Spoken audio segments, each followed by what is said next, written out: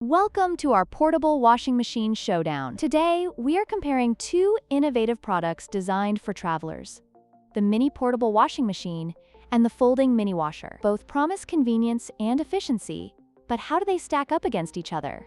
Let's dive in.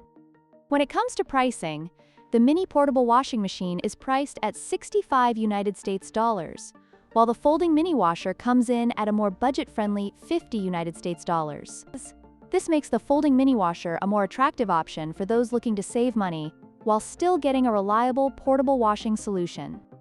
In terms of functionality, the mini portable washing machine offers a spin feature that enhances its cleaning capabilities. On the other hand, the folding mini washer boasts 3 different washing modes, making it versatile for various laundry needs, including delicate items like baby clothes. This variety can be particularly beneficial for travelers who need to wash different types of garments.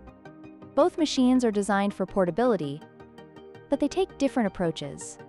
The mini portable washing machine features a compact and stylish design, ideal for small spaces. Conversely, the folding mini washer is specifically designed to be foldable, making it even easier to store and transport, which is a significant advantage for travelers with limited luggage space.